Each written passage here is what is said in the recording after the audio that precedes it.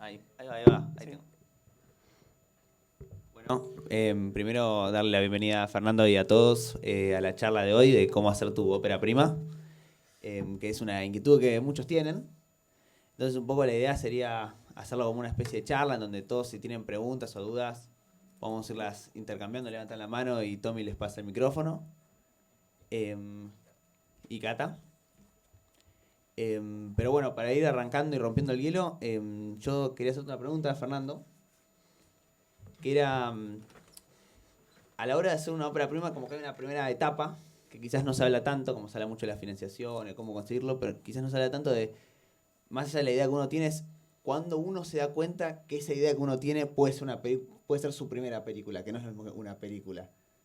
¿Cómo fue ese proceso para vos o qué sentís que está bueno tener en cuenta en ese proceso de decir, bueno, esta idea puede ser mi primera película? Espectacular pregunta. Bueno, primero, ¿cómo andan? Un placer estar acá. Eh, Justo tengo un texto ahí de Irene Kowicz, que fue profe mucho tiempo acá y también profe en la FADU. Tiene un libro muy lindo. eh, de guión tiene dos libros, uno sobre cortometrajes y otro sobre largometrajes. Eh, y en esto de la idea o de cómo sabes si tu idea puede ser una película o no, Em, creo que muchas veces, en principio, la hago medio larga a propósito, pero Mándale. me parece que uno tiene que saber, digamos, a la hora de hacer una película, uno quiere hacer una película porque hay mucho en juego a nivel personal, me parece, a nivel artístico, uno quiere, como que tiene una ambición o unas ganas de levantar la voz y de decir algo, de comunicar algo como director, directora, artista o narrador de nuestro tiempo y me parece que hay algo muy interesante que es que hay que encontrar algo para decir que realmente valga la pena el quilombo que implica hacer una película. Eh, en donde es como si viviéramos en una tribu, me gusta pensarlo así, ¿no? Porque eh, si viviéramos todos en una aldea y a la noche nos juntáramos alrededor del fuego a contar historias y vienen unos de cazar mamuts y vienen otros de enfrentarse a otra tribu y lo que fuera, y cada uno va a contar ese tipo de historias, yo tendría que ver si voy a interrumpir a esta gente para contar mi historia y si mi historia realmente vale la pena para esa aldea, ¿no? Para esa tribu, si realmente es relevante. Si yo tengo algo que valga la pena contarse, porque estamos atravesados por historias todo el tiempo. Eh, entonces me parece que hay un trabajo. Por otro lado, todos somos únicos y todos tenemos algo importante para decir. Entonces me parece que hay un trabajo como de destilación, de trabajo personal, en donde uno también tiene que sincerarse en cuanto uno es un narcisista empedernido y que tiene la necesidad de decir, bueno, todos suspendan su vida durante 90 minutos y vean mi flash y vean de lo que soy capaz y mirá Mamá sin manos y miren lo que me hacían bullying de chiquito, a dónde llegué. Eh, y por otro lado, también realmente tratar de que sea una instancia eh, honesta con el público, en donde uno realmente tenga algo profundo, algo que agregue profundidad a la vida de los que ven esa película. Y yo creo que para nada es un trabajo sencillo. Y me parece que, digamos, yo, por ejemplo, en mi caso, desde que me entregaron el título ahí, me lo entregó mi vieja en el 2005, hasta que pude estrenar Cómo funcionan casi todas las cosas, la primera peli, pasaron 10 años. Y yo podría decir, bueno, sí, te tomaste un montón de tiempo para hacer tu primera película, sí, es cierto. Hoy visto con el diario del lunes, es cierto que es lindo tener una obsesión y es lindo vivir tratando de hacer una película, digamos. No sé si está lindo hacer la película en sí, es lindo vivir intentando. Eh, pero pero me parece que en todos esos 10 años entre que pude estrenarla y entre que la empecé a pensar con Esteban Garelli, co-guionista y también egresado de guión de Cadelenar, que me dijo que iba a venir y no vino, eh, en todos esos 10 años como que pude destilar y pude trabajar una misma idea como si le hubiese dado golpes contra la pared con la cabeza hasta hacer un agujero. Entonces me parece que ese trabajo muy artesanal y que cada vez pienso más que es como realmente artesano. Mi viejo hacía carteras de cuero para mujeres, de marroquinero. Eh, Y ese trabajo de tramar, o tan artesanal que tenemos de hacer, como te dijera, píxel por píxel, ¿no? Como de realmente de forma de artesanía, o por lo menos como la concibo yo, porque hay gente que concibe cómo hacer una idea de ópera prima de otra forma. Pero me parece que eso hace que la idea termine siendo brillante en el mejor sentido de esa idea, y pulida y trabajada de forma que madure, ¿no? Como que no podemos hacer que un árbol nos dé frutos. Si a mí me daban la guita, decía, che, tengo una idea, una chica que vende enciclopedias por el desierto, no sé qué, pum, toma flaco, acá tenés la plata, hacer la película, un desastre. Porque no le puedo pedir a un limonero que ni bien lo planto me dé 1 kilo de limones. Entonces hay algo realmente del trabajo de desarrollo, en donde la primera película a mí me tomó 10 años con 1000 laburos en el medio. No es que todos los días laburaba eso, porque hacer una película no te da plata, pero en esos 10 años, en el segundo fue una adaptación de una novela que ya venía medio la idea hecha, y ahí me tomó 4 años entre el desarrollo y el lanzamiento. Y ahora estoy trabajando en otra que ya voy como 2-3 años tratando de trabajarla. Entonces, y para cerrar y para contestarte la pregunta brillante que me hiciste, Teo, me parece que en la medida en la que esa idea soporta años y tiempo de ser pensada, y uno no la abandona, y esa obsesión que uno tiene, eso que te pica, no lo puedes abandonar, es algo que te rascas de una forma medio inconsciente y es una pregunta, o es algo que te está dando vueltas todo el tiempo, me parece que lo interesante es que eso crezca con vos. Y en el punto de cómo funcionan, en un punto yo lo había desarrollado de una forma, después me pasaron un montón de otras cosas y yo sentía que el guión ya no me pertenecía más. Y la tuve que actualizar al chabón que yo ya era. Yo egresé acá con 30 años y la estrené cuando tenía 40. Entonces, yo no era el mismo a los 30 que a los 40. Me habían pasado separaciones, duelos, frustraciones, laburos, había conocido un montón de gente. Entonces, me parece que si te tuviera que dar una respuesta, es que esa pregunta te tiene que acompañar durante mucho tiempo, y es como una relación, es como una pareja, es como sabes que la persona que conoces es una persona con la que vas a estar mucho tiempo, va a ser un poco la definitiva. Yo creo que eso tiene que ver con de qué forma puedes convivir con esa idea todos los días, de qué forma puedes discutir con esa idea y volver a amigarte. No quisiera necesariamente compararla con una relación, pero me parece que hay mucho de lo auténtico y del amor que uno puede llegar a tener hacia esa idea. Si es algo que haces para que te vaya bien y porque querés ser exitoso, entre comillas, o querés recibirte de director de cine con un largometraje, y bueno, va a tener ese signo la película, un signo medio personal. Ahora, si realmente es algo en donde vos pones el corazón y te exponés, bueno, quizás sea algo que te lleve un poco más de tiempo, pero quizás esa sea la mejor noción de cómo identificar una idea para que sea tu primera película. Y después de consulto, esta idea que uno va llevando, ¿no? Que como bien decís es como un proceso que se va a lo largo y no es como una decisión previa, bueno, esta es la historia, sino que la historia de un poco y lo que uno quiere contar, entiendo que es parte del proceso de hacer la película. Sí. En tema equipo, ¿cómo fuiste formando ese equipo? ¿A quiénes hay que tener a mano? Porque entiendo que no es un viaje que se hace solo. Por más de que hoy te dejaron un poco plantado, pero... Imagínate, nunca confíes en un guionista. A mí, yo cuando entré al ENARC me dijeron, acá armate un equipo. No sé quién me lo dijo, lamento no haber identificado, pero alguien me dijo, acá tenés que armar un equipo. Y yo realmente acá pude armar un equipo. A gente que me perdió un mini DB en ese momento, en segundo año, no le hablé más. O sea, no le dirigí más la palabra. Y era como medio bravo en ese sentido. Y realmente hice el corto de segundo año. Se entendía, que para mí era el objetivo, se entienda, plano contra plano, entrada, salida, izquierda de cuadro, la gramática. Y después en tercero vino Georgina Preto, la directora de fotografía, y acá arriba, el otro día estaba hablando con Valentina, le decía acá mismo, ahí arriba, vino y me dijo, che, me gustó tu corto de segundo. Me dice, ¿querés que hagamos la tesis juntos? Espectacular, sí. Y es como de alguna forma, como trataba de ver, bueno, con Esteban Garelli lo mismo, no laburamos juntos en la tesis, pero cuando terminamos la tesis él era medio el espermatozoide más rápido de tercero de guión. Dijimos, bueno, laburemos juntos en un largometraje. Entonces me parece que algo que te da la escuela, además del nivel de educación y la creación de una comunidad y la cosa de pertenencia y de élite que también tiene esta institución, me parece que te da que hay gente como muy enfocada y uno puede identificar la gente que está enfocada en contar una historia.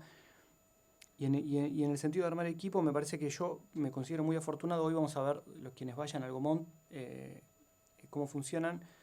Con Juan Bernardis, por ejemplo, el director de sonido, él hizo todo el laburo de primer año, segundo y tercero. Hice las 2 películas también con él. Y me parece que hay algo interesante en donde uno como realizador, o por lo menos yo con mi forma de realizar y de dirigir, puedo mostrarme vulnerable con mi equipo y no tener que caretear, no, es para allá, cámara acá, no sé qué, y jugar un poco al tirano que todos nos gusta tener, o el cumpleañito, ¿no? De alguna forma que cuando estamos dirigiendo sentimos que somos el cumpleañero y que todos nos tienen que hacer caso porque somos los dueños de la pelota. Entonces, en ese sentido, si yo tenía un quilombo de que no podía resolver algo, sentía que podía decirle al grupo, che, banquen que esto no, vamos a buscar una forma. En la última peli, Georgie, estábamos viendo un plano y yo no sabía por qué no funcionaba. Y yo intento, me obligo a no decir me gusta o no me gusta, ya lo sabes. Y no me lo permito, lo espero hablar en terapia, no sé, pero no digo ni me gusta ni no me gusta porque considero que es algo que tiene que ver con el gusto personal y que el resto de la gente que está trabajando con vos no debería depender de tu humor ni de tu gusto subjetivo, sino uno poder dirigir y realmente trazar andariveles y dar herramientas a cada cabeza de equipo para que haga su trabajo bien. Y aparte te resolvés trabajo, porque no tenés que estar con el pulgar para arriba y para abajo, sino que, bueno, Fer, me dijiste que esto era rústico, y yo te traje cosas rústicas, no me venga con que ahora que de seda, porque me dejaste una línea. Entonces uno comprometerse también con los conceptos y las bajadas, y en ese sentido me puedo mostrar vulnerable y también puedo delegar en gente que quiero, que por otro lado con la que colaboramos, y me parece que eso es un factor muy importante a la hora de armar un equipo. Es como una especie de familia para ese trabajo, en donde cada uno tiene que sentir que está contando la historia que quiere contar también desde su disciplina, y que mal o bien también, y fue raro porque cuando yo hice la primer peli, yo era monotributista, quería que el premio de ópera prima que había ganado quedara a nombre mío, y de repente era un monotributista con un montón de gente en relación de dependencia, porque era el productor mayoritario, y en la FIP me pasaron a responsable inscripto, y de repente me encontraba firmando cheques y qué sé yo, y mis amigos eran los que me decían, che, Fer, viernes hay que tipo cobrar, ¿entendés? Entonces también hay algo interesante en de qué forma, bueno, somos todos amigos, jaja, todos vamos a hacer la peli, y eso y yo, pero bueno, Juan me dice, bueno, es la peli de Fer también, ¿entendés? Entonces, de alguna manera somos todos amigos, todos la flasheamos, qué sé yo, no sé qué, pero bueno, también bancate el hecho de mostrarte vulnerable, pero al mismo tiempo esa gente está ahí en San Juan y necesita pagar el alquiler.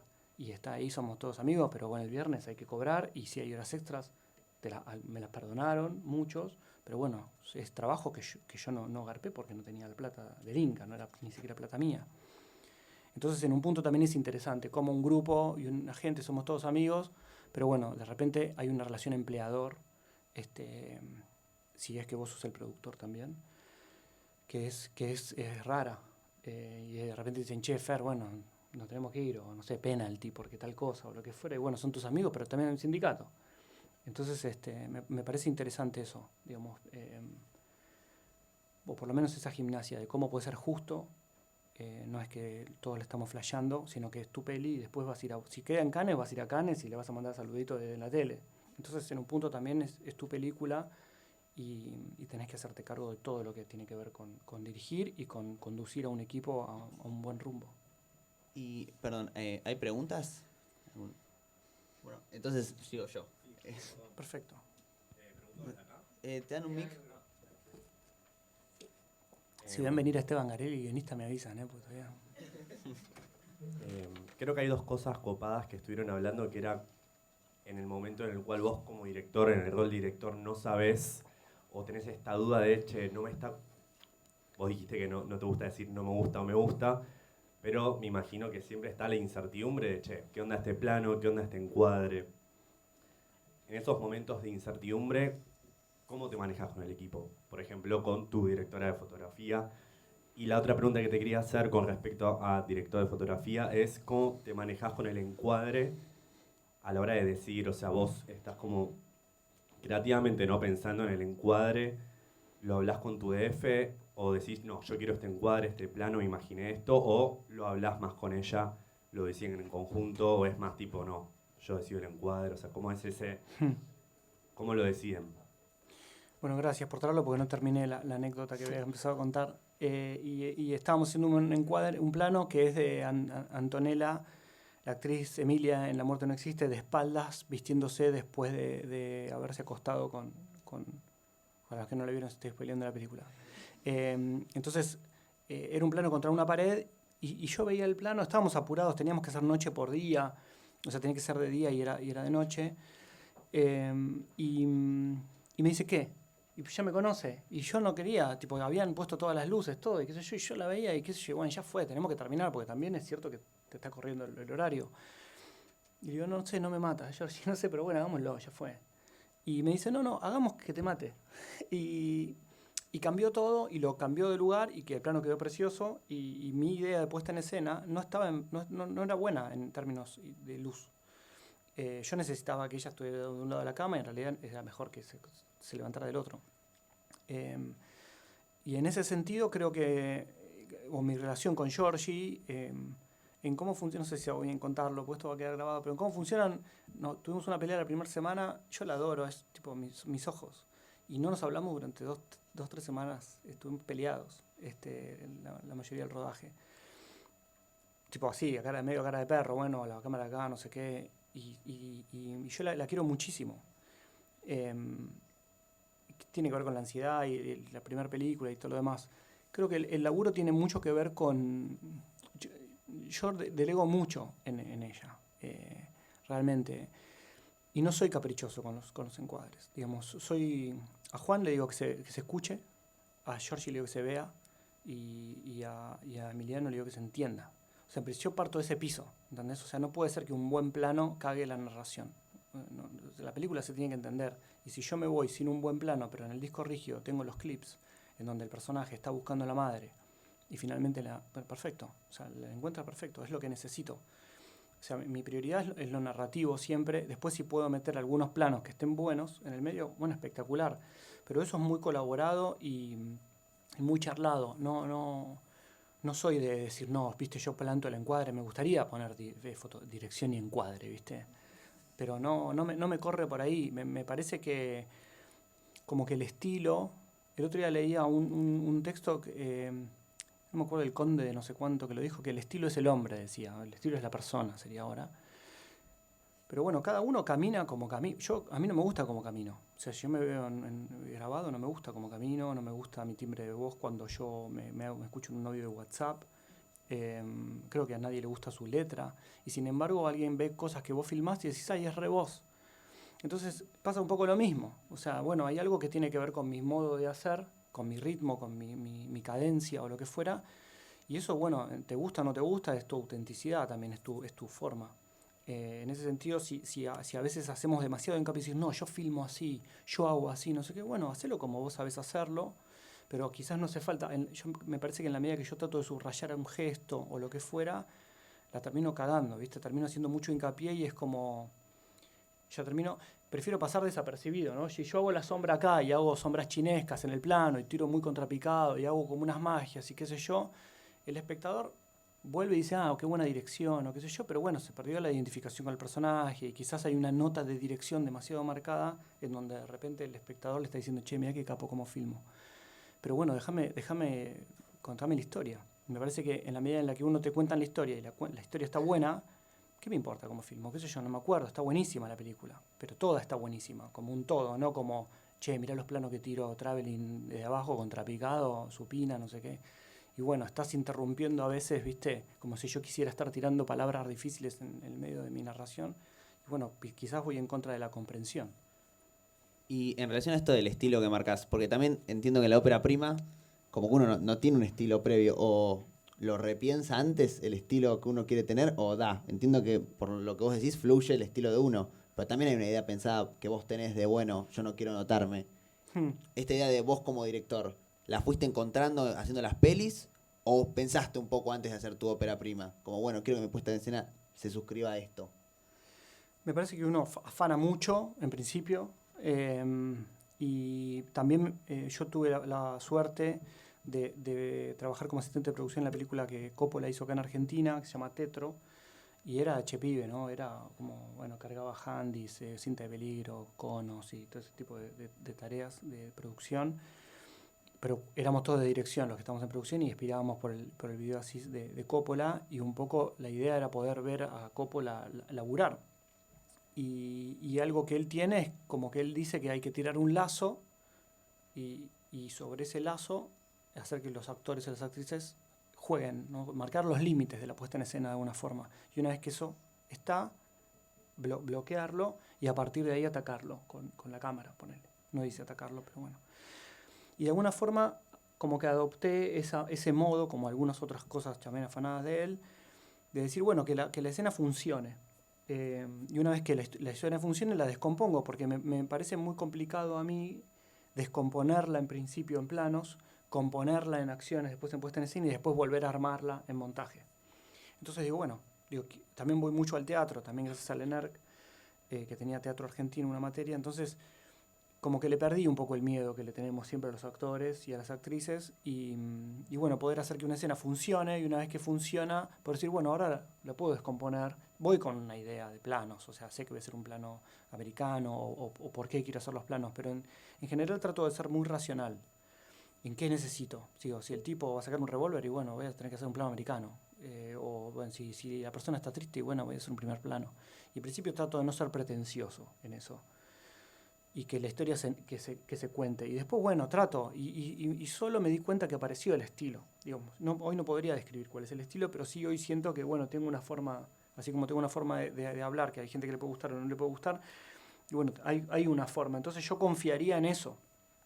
En que eso se manifiesta a la medida que uno intenta remarcar algún gesto, ¿viste? Como, bueno, no quiero que se den cuenta que soy inseguro, no quiero que se den cuenta que soy inseguro. Y bueno, se van a dar cuenta. Entonces, en la medida de que, bueno, que puedas decir lo que quieres decir y no impostes algo, me parece que va a aparecer el estilo.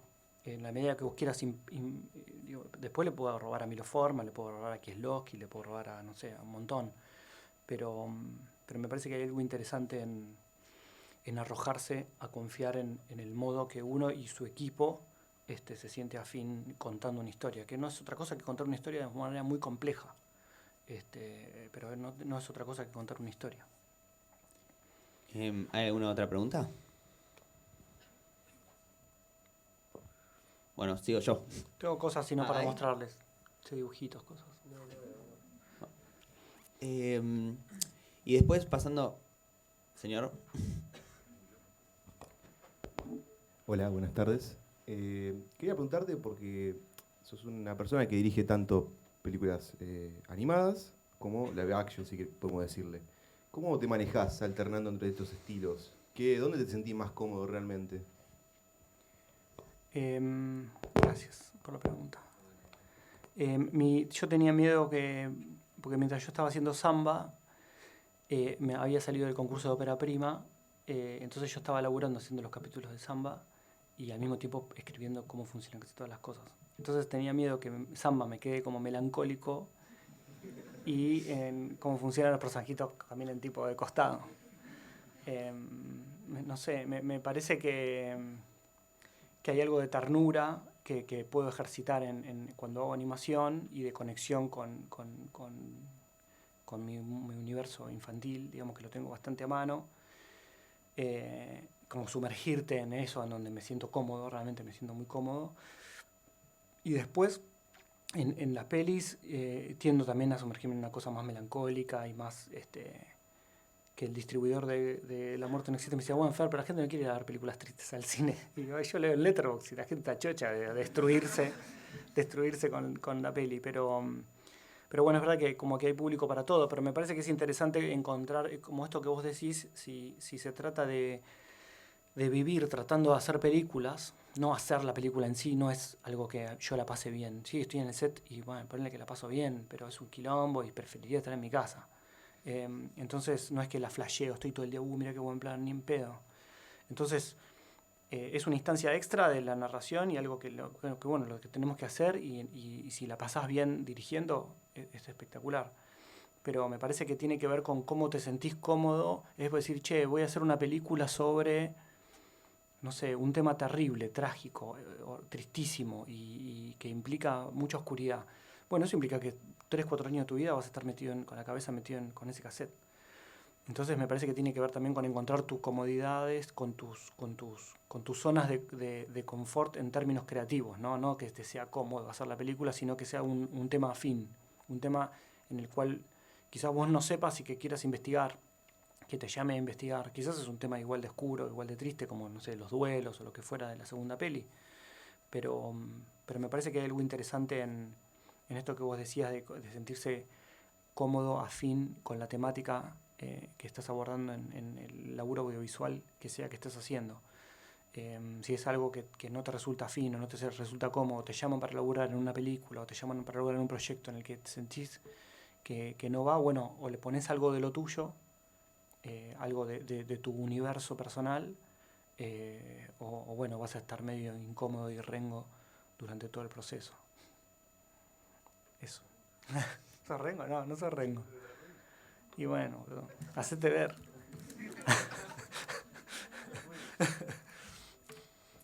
Y yo tengo una consulta en cuanto uno, bueno, tiene la idea, quiero contar esta historia, pero hay un momento en que tiene que recibir ciertas luces verdes o cierta gente que diga, bueno, llevarla a cabo, ¿no? La financiación y toda esa parte. ¿Qué sentís que tuvo tu película que logró llevarse a cabo? Entonces, esos elementos que dijiste, bueno, acá pude convencer y pude para que se materialice. No sé si traje, es bueno, voy a poner suspenso, no sé si traje un librito que hice para la peli. A ver, un segundo. Vaya nomás. Lo traje. Me había puesto una alarma que lo tenía que agarrar.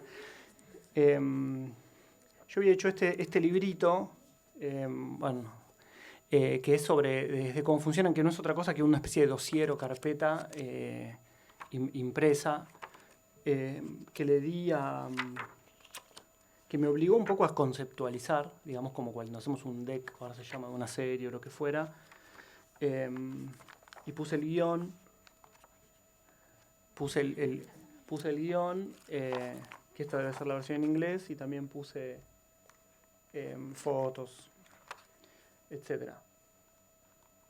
Ahí está. En ese momento era un Citroën.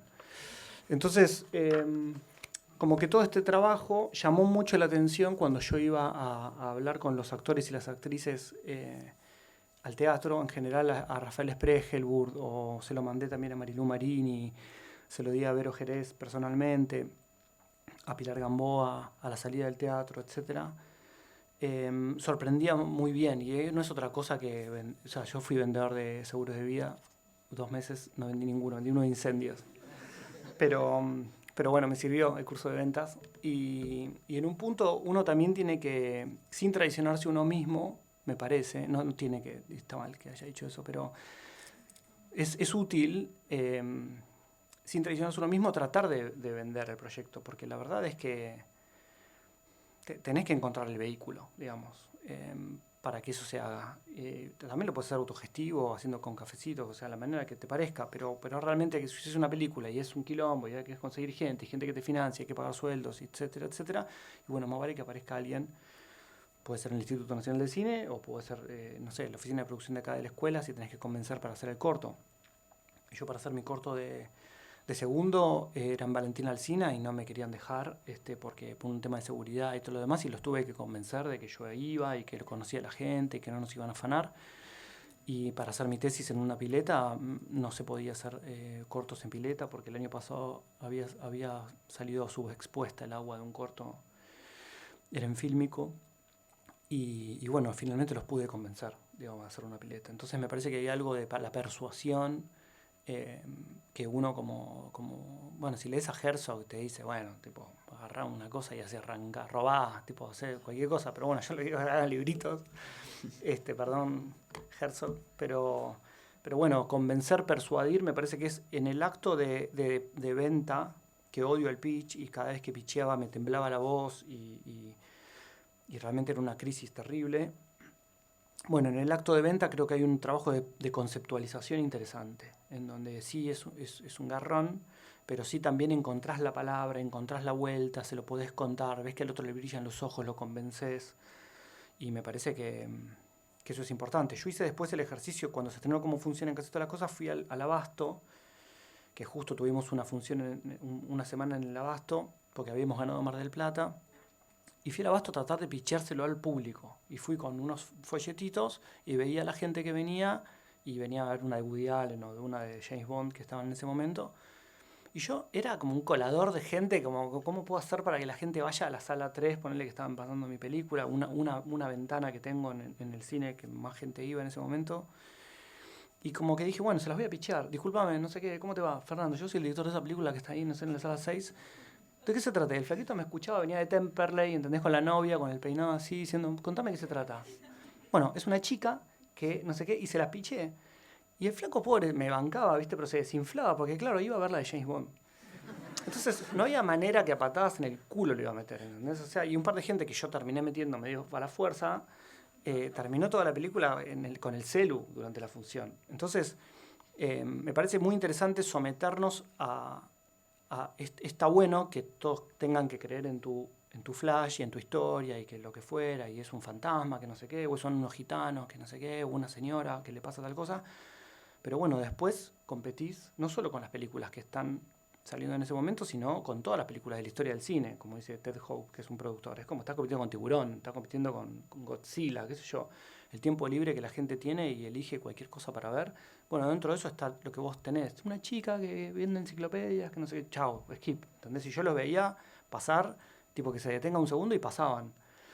Entonces, me parece interesante ese ejercicio de venta, de convencer, de persuadir, porque realmente te pone a prueba.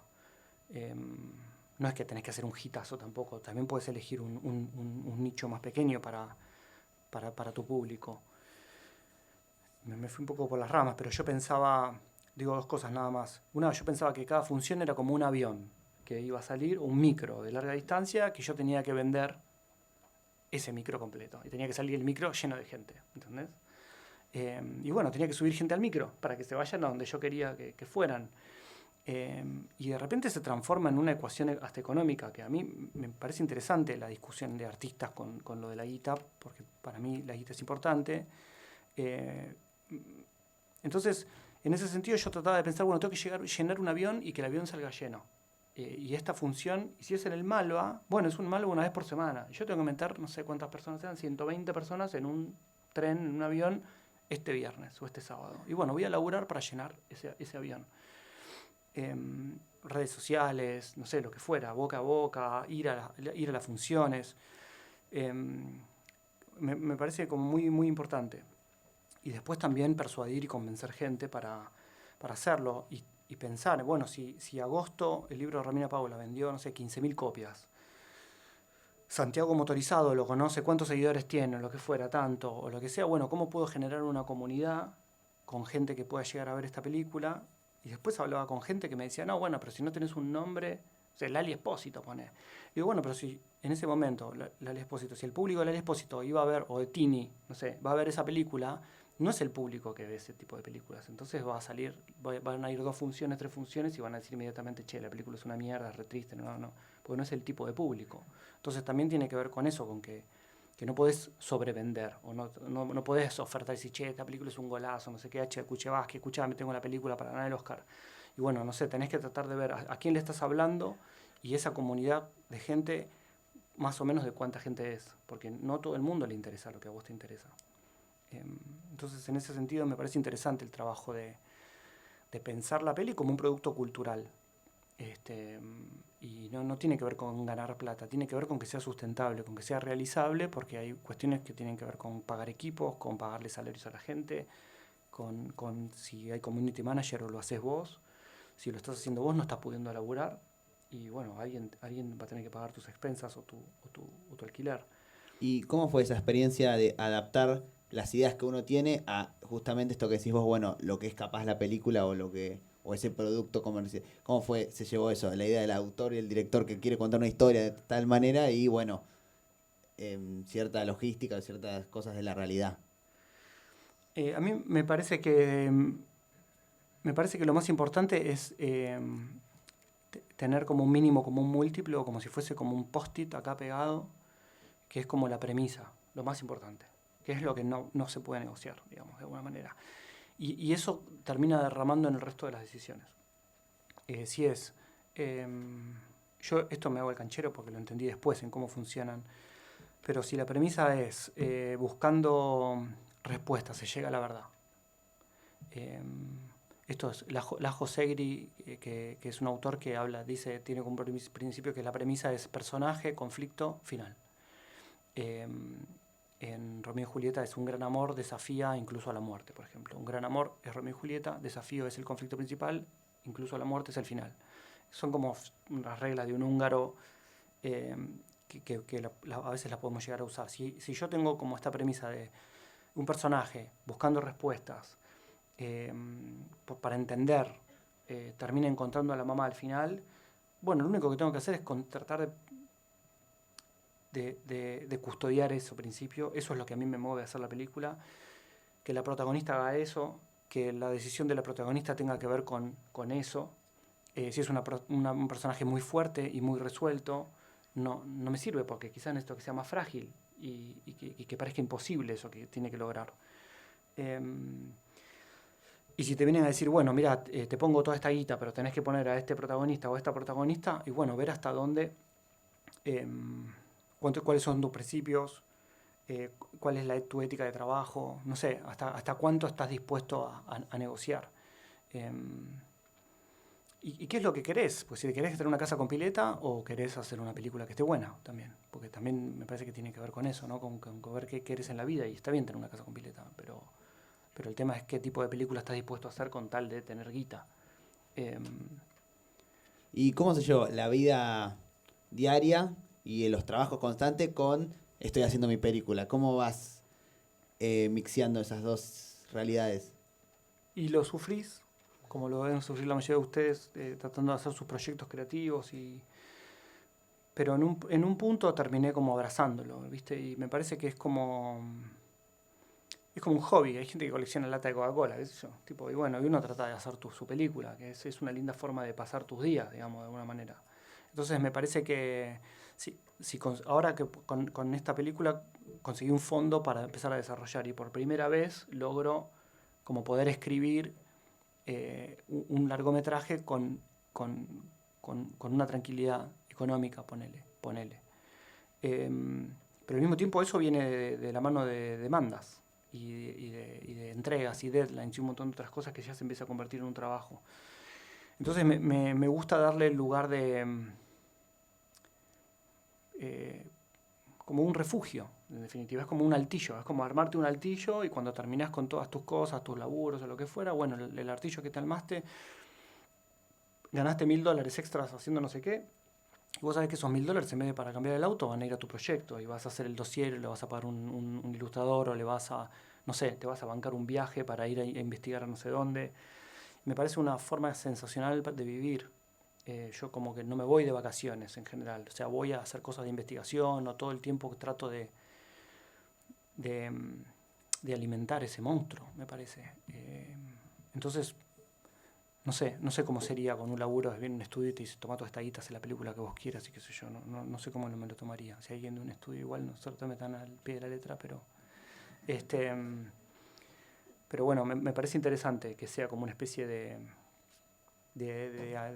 amante, ¿viste? Como no sé, que te escapás con eso a tu mundo imaginario, y bueno, y ahí ponele que sos feliz en tu mundo imaginario. Sí. Ahí Tenemos llegó- una aparición especial.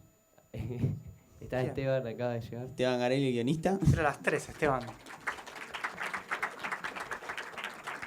¿Querés venir acá adelante a hacer de cuenta que...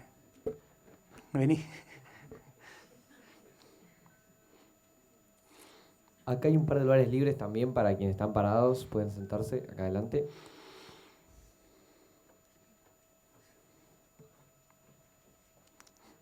Bien, vos.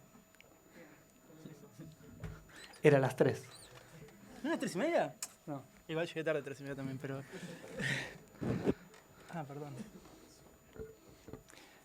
¿Querés contarnos entonces lo que... El subte había demora. Está apagado el micrófono, me parece. Y ahí teníamos una... ¿Sí? Hola, hola. ¿Qué tal? Buenas tardes. Hola, muchas gracias por estar acá. Quería preguntar, más que nada capaz en una ópera prima que uno no tiene tanta cancha, ¿cómo abordás vos la relación con los actores? ¿Cuál es tu dinámica de trabajo? ¿Cómo decidís y cómo, capaz en un proyecto en el cual no tenés tanta experiencia, cómo lo manejaste? Bien. En principio, me tomó mucho tiempo encontrar a la protagonista, mucho. Y un día viendo un video de YouTube, vi un video de una banda y hay algo que me llamó la atención en la forma de interpretar de esta cantante y dije, bueno, si puede cantar así, debe poder actuar así. Digo, si puede, no es otra cosa que otra forma de interpretación. Y en relación a los actores, como que primero traté de formar como un ecosistema de gente que admiro, que me gusta. Como decía Miguel Pérez, era el secretario académico, que teníamos teatro argentino, teníamos que ir al teatro. Yo a partir de ahí tengo más hábito de ir al teatro hoy que a ir al cine.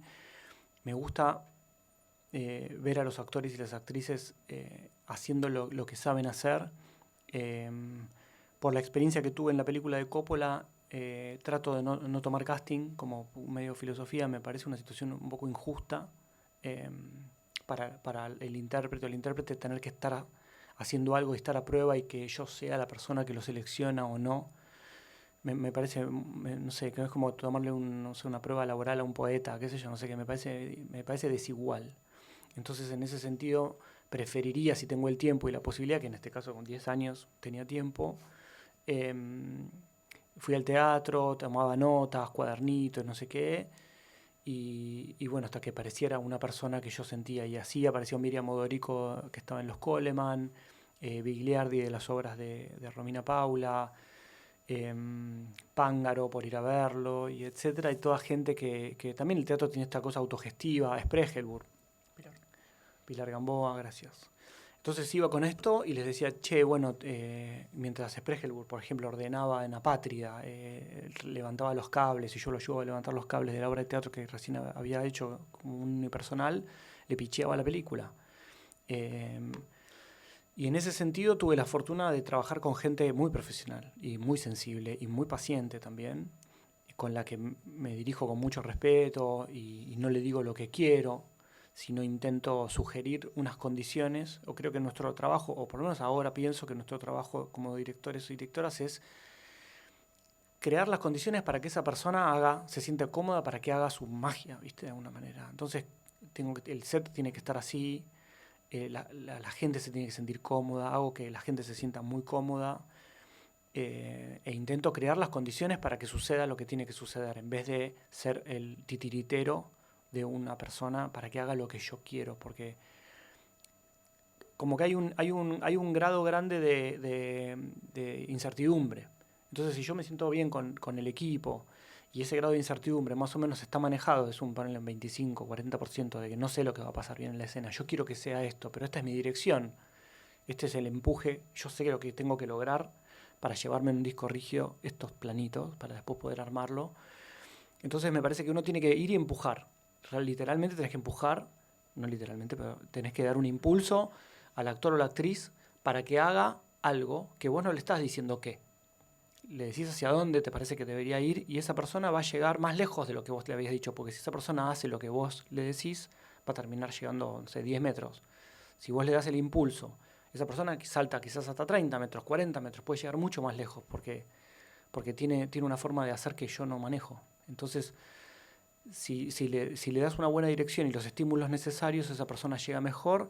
Y después hay actores que son un trombón, actores que son un violín, actores que son un saxo, y tenés que tratar de tener la sensibilidad como para tocar esos disparadores. Hay un actor que me dijo, no, yo trabajo con colores, y otros actores que tenés que hablar sobre su historia familiar, como para darles los impulsos. Entonces, me parece que tenés que tratar de ser sensible, y dejarlos hacer. ¿viste? Y no frustrarte si sale otra cosa. Si sale otra cosa es tu problema. Digo, tenés que tratar de resolverlo vos con el actor. Pero en ese sentido tuve mucha fortuna de trabajar con gente que yo ya sabía que trabajaba bien y que venía a hacer lo que saben hacer conmigo bajo esta dirección. Y creo que lo principal es no hablar demasiado, que es lo que no estoy haciendo acá, y no cagarla hablando, sino tratar de decir 1, 2, 3 cosas. Y en el mejor de los casos, crearles un mundo. Es como, bueno, acá es como si estuvieses acorralado y querés escaparte. Y como es como el subtexto. Y después ellos van a decir el texto cargado con ese programita que vos le mandaste. Entonces me da la sensación que yo por lo menos aprendí, me funciona más así. E inmediatamente después que terminamos un ensayo les preguntamos cómo están, qué les pareció, lo que fuera. Y es el primer ensayo, segundo, tercero, ponele. Y después haces una tomita. Y ya la segunda va a quedar bien, la tercera va a quedar bien, no tiro 10, 11. Tipo, si ya la tercera no queda bien, tengo un problema yo. No estoy dirigiendo bien. No es el problema que no les sale, es que yo no les estuve diciendo bien a ellos. Entonces trato de exculpar a los actores y no pedir. Me parece muy, insisto, muy injusto. Tener que obligarlos a que hay un chabón ahí con un telgo, ¿viste? Una persona diciéndole que no sé qué, una marca en el piso, y ellos tienen que estar metiendo un cachito, estuvieron esperando, tomando un café de mierda. Y después los pones acá, bueno, rápido, hacé lo que tenés que hacer y andate porque tenemos que seguir flasheándola, me parece una chotada. Entonces intento que sea algo que sucede y se va, ¿viste? Es como una cosa medio de equipo. Y también dirigir mirando hacia atrás, porque el resto de la gente, el que tiene el telgo, se cansa, la gente empieza a suspirar, se empieza a frustrar. Entonces tiene que ser una máquina que todo el tiempo tiene que estar inspirada, funcionando y qué sé yo, y cuando sucede, ¡pum!, magia, se apaga, vamos al próximo plano. Entonces me parece que hay algo ahí de nosotros como directores y directoras de orquesta, ¿viste? Que tenemos que manejar a todo un equipo para que brille, se apague, y que al otro día siga con la misma dinámica. Y aprovechando que tengo a los dos acá, traslado un poco la pregunta a la relación del director con el guionista. ¿Cómo funcionó su sistema en la primera película de escritura y si vieron que fue evolucionando? Porque entiendo que empezaron a trabajar juntos por primera vez. ¿Cómo fue esa idea de hacer un largo, además? No sé si habían guionado antes un largo. Entonces, el primer intento. Cuando estamos acá en la escuela, Fer me dijo que quería hacer la tesis conmigo. ¿Te acuerdas? No. Yo le dije que no, porque me quedaba con el grupo de Germán. Mira. Después a nuestra tesis le fue muy mal y Tristeza ya recorrió el mundo en todos los festivales. Así que después ni bien terminamos la escuela, surgió la posibilidad de trabajar juntos. Y la verdad que la dinámica la fuimos descubriendo en el camino, porque ninguno de los dos tenía experiencia laboral como guionista en ese momento, ni tampoco escribiendo un largo. Acá habíamos escrito, creo que habíamos llegado a un tratamiento, un largo en guión, ¿no? Y fuimos atravesando diferentes etapas.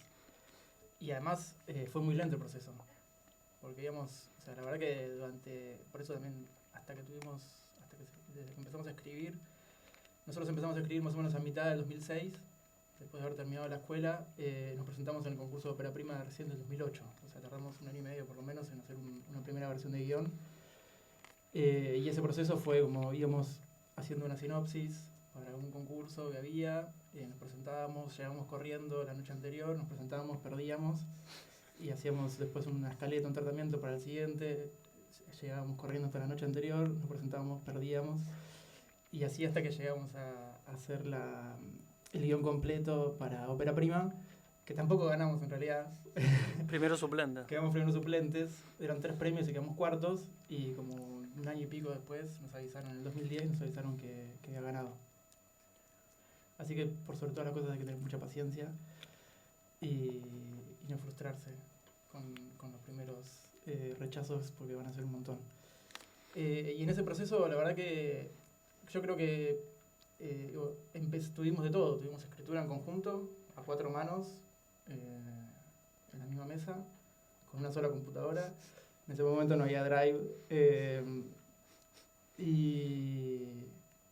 Y después momentos donde uno escribía y el otro lee, y al revés también. Nos juntábamos me acuerdo cuando la primera versión la escribíamos cuando estábamos haciendo la peli de Coppola, ese verano, y por ahí nos juntábamos una por semana, y después me iba yo y escribía, y después se lo mandaba, y después al revés, él lo agarraba y hacía una corrección y yo lo revisaba. Y bueno, fue así un poco proceso. Y justo me acordé cuando estaba contando Fer la experiencia con los actores y las actrices de cómo funcionan, que me acuerdo, yo tuve la suerte de ir a algunos ensayos y ver que estaban Marilu Marini, Pilar Gamboa, Biliardi, Pérez Helbur, todos ensayando lo que habíamos escrito durante todo este tiempo. Y lo que me acuerdo que me llamaba la atención es que nos preguntaban cosas a nosotros, ¿sí? Nosotros estábamos ahí como principiantes que no teníamos ni idea de cómo era ese momento, maravillados porque gente muy grosa estaba leyendo y diciendo nuestros diálogos. Y nos pregunta, o sea, y la gente que es muy grosa es muy respetuosa también. Y la gente que es talentosa es respetuosa. Entonces también es otro motivo para elegir gente así, para trabajar en una película. Porque nos hacían preguntas y les gustó el guión y los aportes, hicieron aportes y nosotros estamos abiertos a que ellos aporten. Y la verdad que se dio una reescritura final después de esos ensayos, previa a la filmación. Y sí, en el rodaje era guión de hierro total porque no había ni un minuto de sobra para improvisar. Pero hubo unos días ahí de ensayo con ellos y ellas. Hola, ¿cómo estás? No, yo te quería preguntar esto que está interesante. Cuando fuiste a los ensayos, ¿qué te pasó a vos como guionista al ver que actores tan talentosos decían el diálogo? Y cuando te preguntaron, o sea, primero, ¿cómo te sentiste al ver que ellos están interpretando un guión que escribiste vos en conjunto ahí con el director? Y bueno, ¿qué cosas te preguntaron? O sea, ¿qué aprendiste vos como guionista al ver a los actores ensayar esas líneas que te permitió comprender ciertas cosas que quizás como novato, entre comillas, empezaste a tener en cuenta más adelante en otros proyectos? Algo que me acuerdo en particular que ensayando con Biliardi, que ensayamos la escena que, no sé si todos vieron la película, la escena donde están en la cocina y ven la noticia del perro astronauta. Me acuerdo que ahí como, si bien nosotros teníamos la idea y la noción de que siempre en toda escena la acción sucede en dos planos, lo que pasa lo manifiesto y lo concreto, que uno entiende que está sucediendo y a la vez hay un subtexto. Muchas veces eso en el mismo proceso creativo uno se olvida, ¿no? y le sale las escenas. Y muchas veces terminamos de entenderlas con ella. Yo me acuerdo esa particular con Esteban Biliardi que estaban hablando de otra cosa, pero en realidad él lo que quería saber era qué era lo que le estaba pasando a los personajes. Y casi que, si bien él nos preguntaba, o sea, al preguntarnos él a nosotros, nos permitía a nosotros ponernos a pensar eso que ya sabíamos, pero que no sabíamos que sabíamos. Y al decirlo nos terminábamos de dar cuenta de eso. Y para eso nos sirvió mucho, o sea, todo ese trabajo que tardamos un montón en hacer el guión realmente, mucho más de lo que se suele tardar, pero porque también trabajamos mucho los personajes, y eso nos dio mucha libertad para las reescrituras y para esos momentos, porque estaban como muy claros cómo eran cada uno de los personajes. Incluso los menores, ¿no? Como ese de Sandro. ¿Alguna otra pregunta? Hola, acá. Hola, buenas. Mi consulta es cómo es el laburo de escribir en conjunto, pero más que nada en un desarrollo tan largo, cómo hacer para que no... Si hay como una duda, una indecisión entre los dos, cómo no caer en estar como muy ensañado con una idea, en desenredar como esos nudos, y por otro lado, cómo manejan esto de querer contar una historia o versus querer contar un subtexto en particular, digamos, y crear una historia para un subtexto. No sé si se comprende esa segunda parte, pero me interesaba un poco eso. ¿Quién cuenta la pelea que tuvimos? Empezamos y yo agrego. Una vez bostezó en una reunión y me enojé y no nos hablamos por 2 años más o menos. Cuando salió el premio Ópera Prima, estábamos distanciados en ese momento.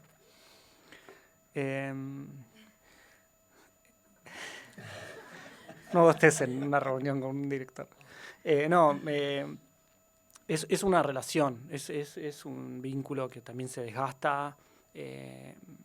Los dos estábamos alimentados por querer contar lo mismo y para hacer nuestra primera película y sabíamos que que queríamos contar eso y me parece que una de las cosas que yo considero más como higiénicas en términos de un vínculo así es tratar de eso, de no hablar en lo que te gusta y no prevalecer la cosa de escribe lo que quieres y después dirijo otra cosa.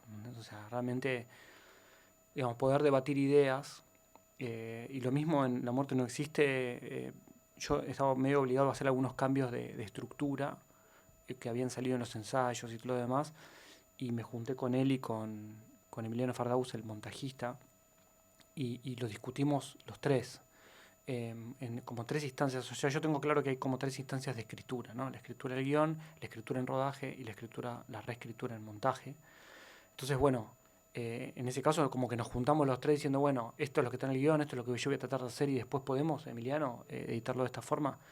Entonces me parece que hay algo interesante en tratar de ser, de discutir y debatir ideas, ¿no? Y no, como vos decís, no enamorarse de un plano o lo que fuera y que realmente bancarse, ¿entendés? Como que tiene que haber realmente una horizontalidad en esa relación. Y bueno, y si la persona se emperra en una idea, ¿viste? A veces hay como una gimnasia interesante que se da en el trabajo creativo, en donde, bueno, yo tenía un maestro, Pablo Solars, que decía que hay monos que en África que se ve con esta historia, pero monos en África que les meten unos frutos secos adentro de unos agujeritos chiquitos en los troncos y los monos meten la mano y agarran los frutos y cuando la quieren sacar no pueden porque tienen las manos llenas de frutos. Y los cazadores van con un palo y los matan y los monos gritan y gritan, pero no sueltan los frutos que tienen ahí. Entonces eso Pablo nos decía que al final nos fuimos mal del taller de Pablo también, pero Pablo decía, bueno, hay que soltar, hay que poder soltar las ideas que no funcionan, que te están entorpeciendo el desarrollo. Y nosotros estuvimos varios meses en taller de Pablo tratando de desarrollar un esquema dinámico, que es como una noción de cartoon que él aplicaba, y realmente no nos salía y era muy frustrante. Pero me parece que en términos que uno pueda discutir y debatir ideas, o debatir por qué, funciones o lo que sea, no es como, ay, pero yo había pensado que sea un amanecer. Bueno, amigate con la realidad. Después en rodaje va a ser con lo que se pueda también. Entonces me parece que si no, sos una máquina de frustrarte constantemente. Como que la cosa de que vos tenías en la idea, una cosa en la idea, y después al final va a ser otra, necesariamente. Lo único que tenés que tratar de hacer es custodiar lo más que puedas esa premisa y de no mandarte cagadas en el camino. Pero después ¿qué es lo que tengo que contar? Un ejemplo es que a Celina, la protagonista, resulta que el perro astronauta en el guión terminaba llevándola hasta la casa de la madre. Andá a pedirle un perro con rodaje, con cine Steadicam y que yo no sé qué, que vaya hacia un lugar sin que todo el equipo técnico o el asistente de producción esté en otra esquina llamándolo y hacer un seguimiento de un perro cuando no tenés tiempo. La verdad es que era imposible hacer ese seguimiento o esa secuencia en donde el perro era quien llevaba a la protagonista hasta la casa. Y bueno, ¿qué es más importante? ¿Esto o que ella encuentre a la mamá? Que ella encuentre a la mamá, chau perro, listo, ella encuentra a la mamá. Entonces me parece que hay como todo el tiempo, uno tiene que estar como con un logaritmo o un algoritmo ahí tratando de tomar la mejor decisión posible en base a todas las ideas y todas las decisiones teóricas que se tomaron, ¿no? Yo intento sacar como lo subjetivo y lo artístico y el flash de lado. Es como, bueno, necesitamos esto para hacer esto, para contar esto y qué sé yo. Tiene que ser una mesa con 3, 4 patas. Después, bueno, vemos qué ponemos arriba, si le ponemos mantel, si es linda, si lo que se come no sé qué, pero la mesa tiene que estar firme. Entonces, en ese sentido trato de ser como muy... A mí por lo menos me funciona mucho ser pragmático y no encariñarme con ninguna idea y tratar de defender funciones. Pero bueno, es un poco medio ingeniero, ¿viste? Pero bueno, me parece que lo interesante es poder pendular entre el creativo y el pragmático, ¿no? Sí, la verdad que la mayoría de los trabajos como guionista, en particular en equipos de guión y después también trabajando en dirección, siempre se trabaja en equipo y siempre la verdad que el resultado es 1000 veces mejor. Lo que sale, uno se enreda muchas veces solo en su casa durante semanas escribiendo y sin poder dialogar con nadie. En cambio, en un ida y vuelta, donde uno tira una cosa, el otro agrega, y ahí llega un momento donde por ahí nadie sabe bien cómo se gestó esa idea, porque no es ni de uno ni del otro, sino que es ese monstruo que se arma entre las personas del equipo. Y después, como además de todo lo que dijo Fer, que adhiero por supuesto, también es una relación humana como cualquier otra relación, entonces también hay todo vínculo que me ha tocado tener con algún otro guionista o director con el que estuve muchos meses o años trabajando. Siempre al principio son muchas horas de conversación hasta ponerse de acuerdo y compartirse libros, ir al cine juntos. Me acuerdo, hemos ido varias veces. Me acuerdo de una particular de Little Miss Sunshine, la vimos en el Cine Mar de Caballito. Y después fue una gran referencia para el resto de la película. Sí, fue hace mucho. Y eso, mucho tiempo juntos, intercambiando, más allá del específico de la escritura, ¿no? Hay un montón de cosas que te tienen que gustar más o menos un mismo tipo de cine, un mismo tipo de historias, por supuesto. Hay un montón de cosas, te tenés que poder organizar también de una forma particular, porque también eso es otro tema. Son mucho tiempo compartido, mucho tiempo sin plata además, porque cuando es un proceso laboral donde hay honorarios y hay un plazo de trabajo es mucho más sencillo, porque bueno, siempre hay alguien por encima que te pide, que tenés un deadline y que tenés que entregar, y eso de alguna forma es más fácil que si es simplemente, bueno, estamos armando esto, que tal vez sea una película en el futuro, por suerte lo fue, pero podrían haberlo sido también. Y teníamos nosotros reuniéndonos y creyendo en eso. Eso también hay que tener mucha fe también.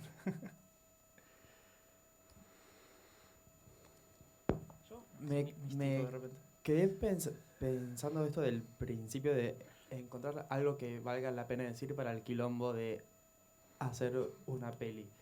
Y esto de que estuvieron como 10 años o 6, ¿para qué la hicieron? O sea, ¿qué era lo que los mantenía con esa fuerza vital? ¿Para qué? Está bueno la pregunta. La plata seguro que no. Y me parece que uno tiene que...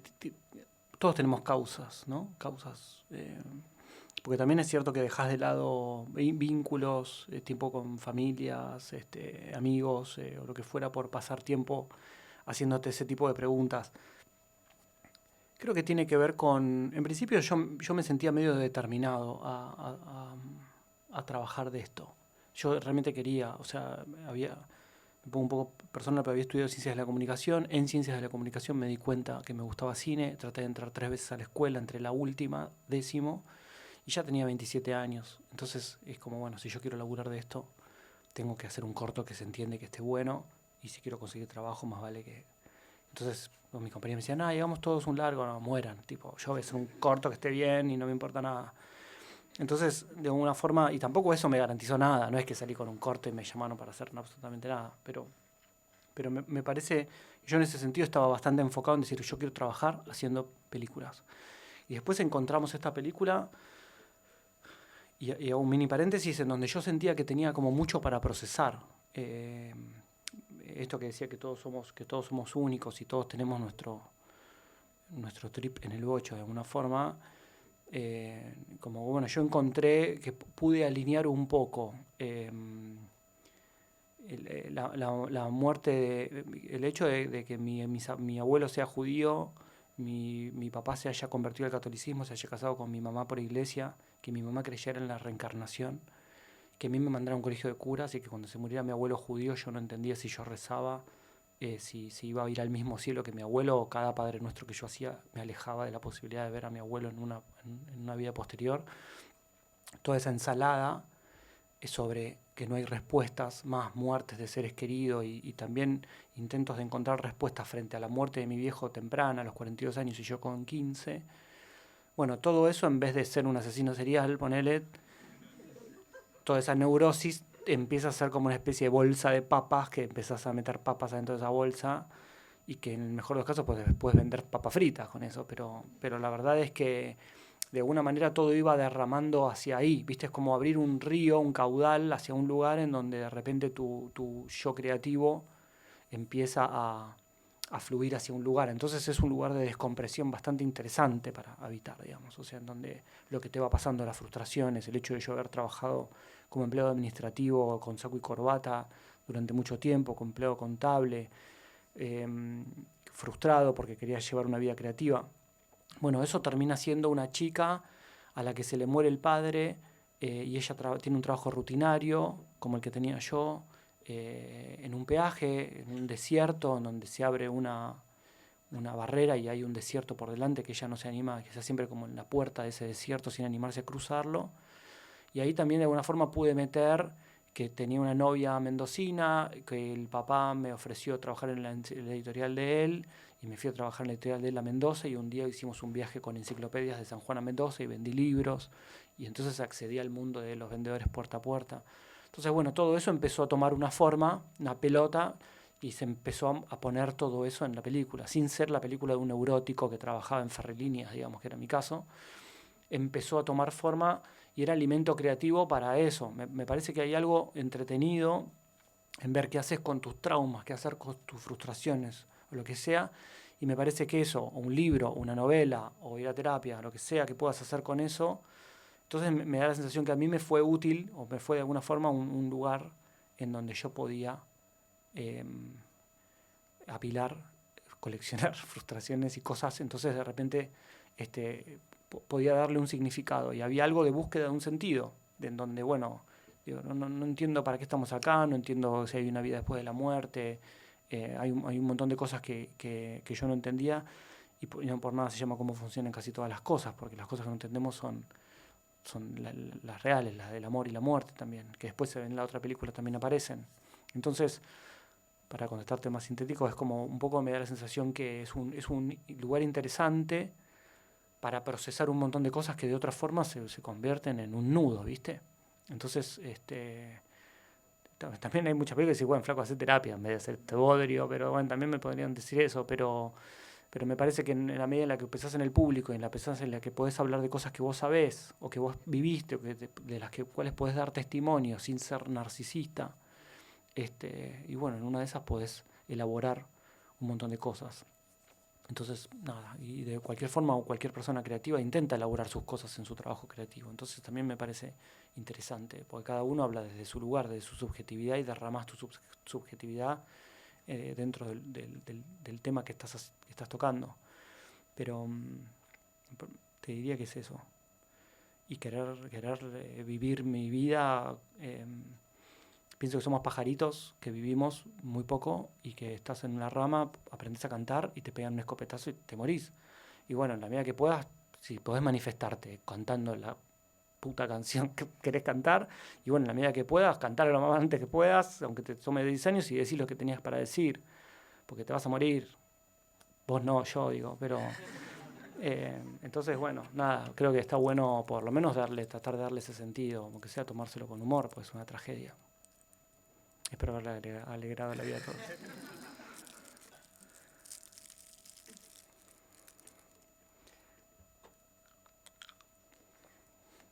Buenas, yo voy a cambiar un poco el rumbo de la conversación. Quiero preguntar un poco sobre la construcción ya más visual de la película, cuando uno busca quizás más una atmósfera, un clima, cómo transmitir a través de las imágenes. ¿Cuál es como tu filosofía, o también como la manera en la que vos, digamos, pensás en esa parte visual, y cómo también generás un balance, bueno, volviendo un poco a lo del director de fotografía o con arte, y también con los actores, cómo terminás de generar una armonía en lo que vendría a ser quizás la composición, la puesta en escena, no Bien. Poniendo también el yo ahí siempre adelante y caer en dictador. Eso. Gracias por la pregunta. Estaba buscando, que tengo la compu, no sé si podemos poner la compu, tengo algunas cosas de arte que para ver pueden servir. Karina Luján es la directora de arte. Y respondiendo un poco a tu pregunta, creo que tiene que ver con encontrar arte. Arte. Esta es la respuesta. Creo que es encontrar formas. Un ejemplo en la otra película, a Matías Martínez, el director de arte,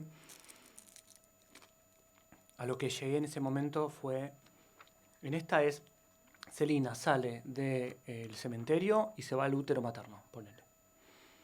Bueno, listo. Ya está. Con eso la directora de arte podría trabajar una idea de paleta, una idea de lo que fuera en el arco, ¿no?, de la road movie.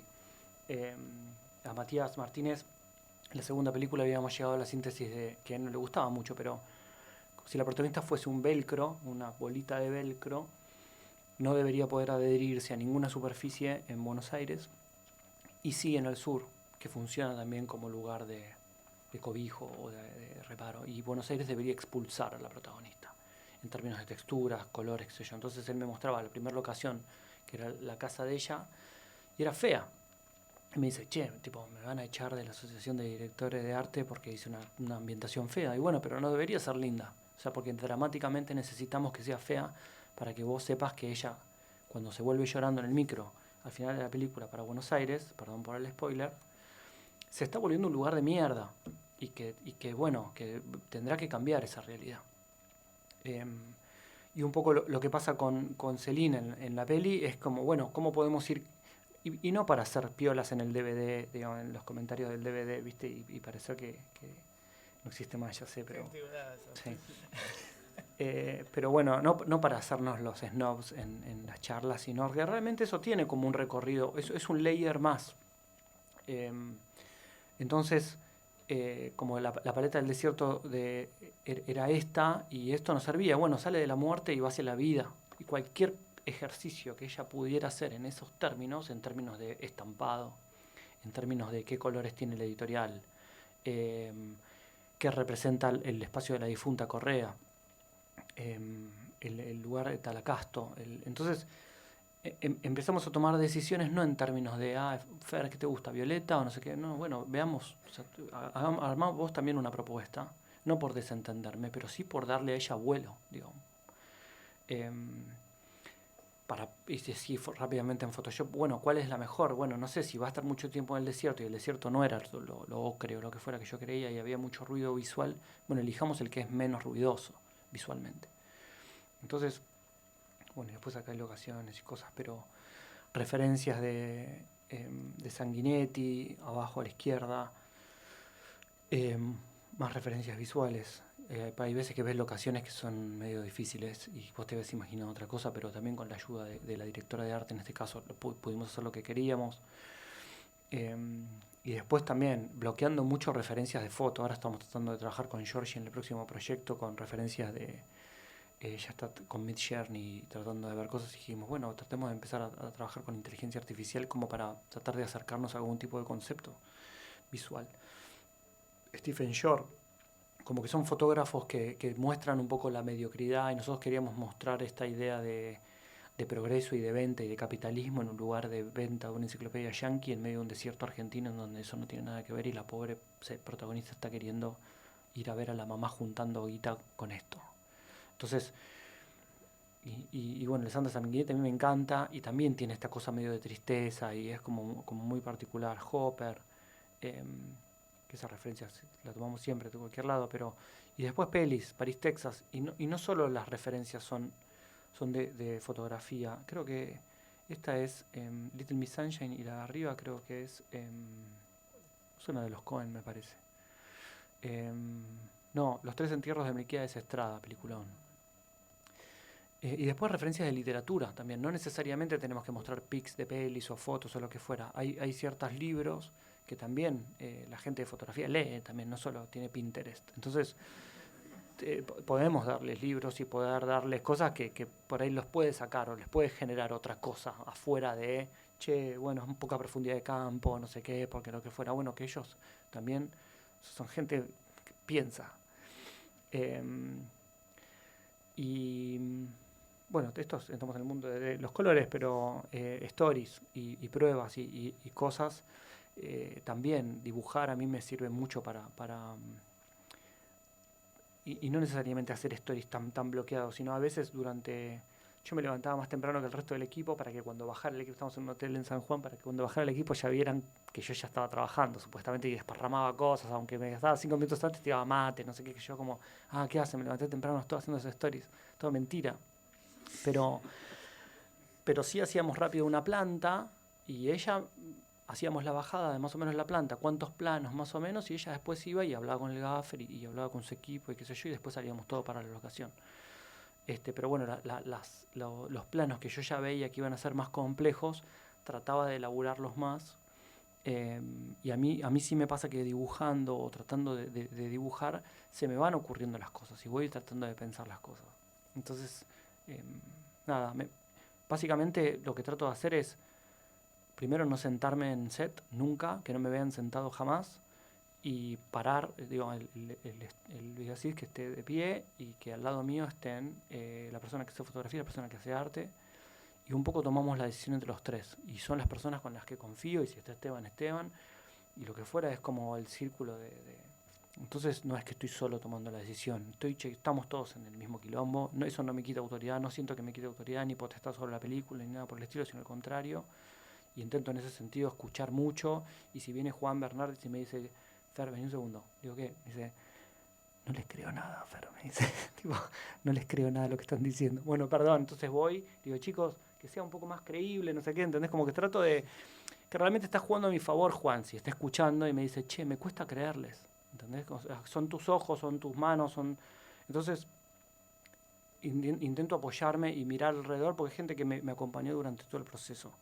Hicimos la tarea de alguna forma. Después vamos a ir todos a dar el parcial, de alguna manera. No estoy yendo solo a dar el parcial.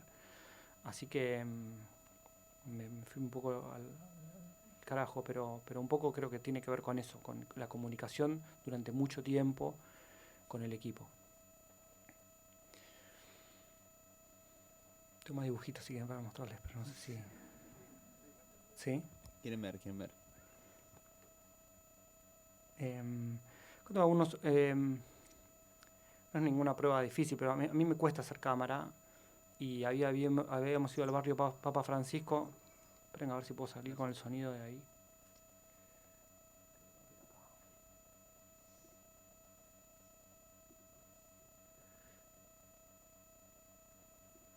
Entonces, un poco desde la locación, ahí te estoy mandando, ¿no? ¿Sí? Ah, no enchufé el mini plug, quizás tenga que ver con eso. No, estoy saliendo por el proyector directo. Bueno, igual no hay nada para escuchar. Pero este es el scouting. Quizás haga ruido, ¿eh?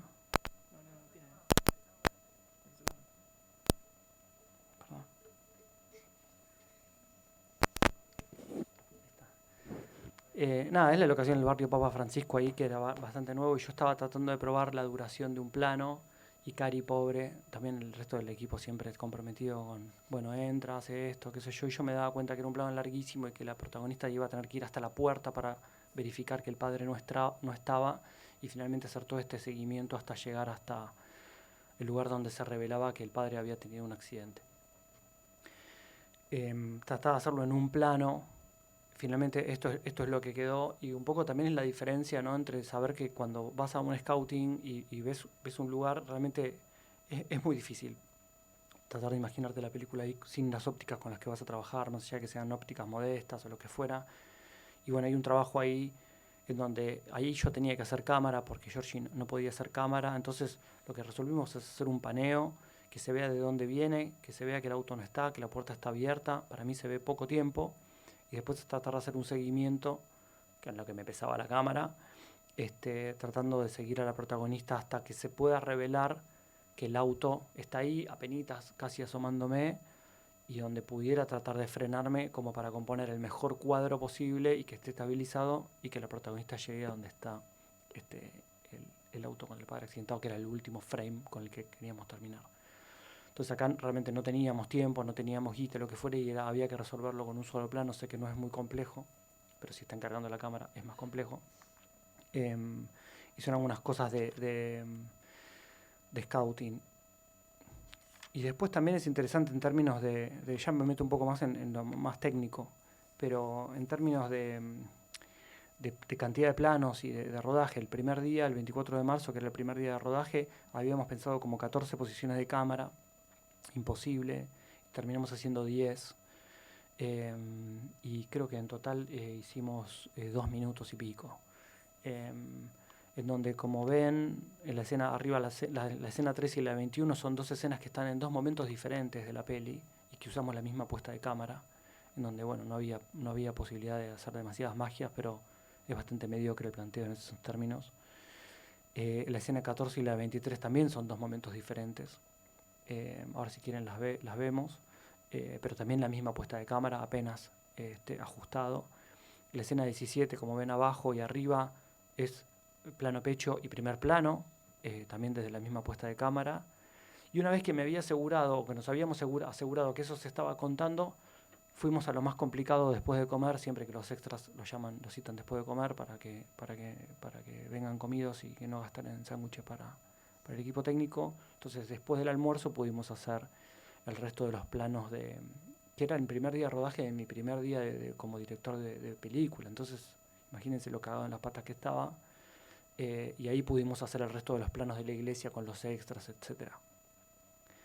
Entonces, en esos términos, lo que acabamos recién, de los planos y de qué tipo de planos, que yo no sé qué, yo estaba tratando de hacer la tarea lo mejor posible. Insisto, que se entienda, que se vea, que se escuche. Es un personaje que está llamando al papá, es un personaje que se está probando la ropa, es un personaje qué es lo que quiero decir con cada uno de los planos, y tratar de ser seco en eso, y ir directo a lo que necesito. No hacer ni una de más porque realmente no teníamos guita para horas extras. Yo me acuerdo que había separado una guita mía personal de mis ahorros para pagar 10 horas extras y le había dicho al productor, che, déjame 10 horas extras que yo las pueda manejar y si en algún momento se me complica, bueno, yo sé que estas horas las pago yo, pero quisiera tener esa independencia y después me las gasté. Esas 10 horas en días que se me hizo más oscuro o días en los que no sé qué, los necesitaba o que teníamos que ir más temprano. Bueno, terminé usando esos recursos que me puse como para tener un changüí más. Bueno, después tengo lo que grabamos ese primer día, algunas cosas de montaje, tengo algunas cosas de los ensayos que decías con Esteban. Este era lo que decías, creo. Ahí estoy saliendo por el mini plug, creo. No.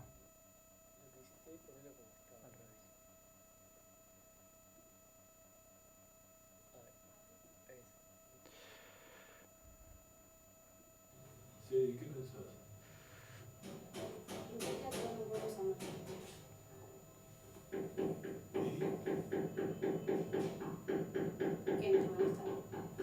No, falta mucho por eso. Y si ahora salís a la ruta y te pasa un camión por arriba, no falta mucho. No salgo y listo. Igual te puede pasar. Los bebés se mueren y los viejos tienen miedo de morir. ¿Y cuál es el problema? Que vivimos una sola vez y que estaría bueno hacer algo, ¿no? ¿Qué? ¿Ser famoso? ¿Como el perro ese? ¿De qué le sirve ser famoso? No, algo que quieras. El perro no eligió ir al espacio, lo mandaron. ¿Y vos qué sabés?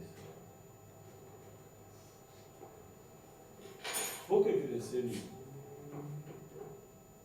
qué pensás? Nada. Bueno. No se puede no pensar en nada. Ese ruido era por conseguir un lugar barato para ensayar.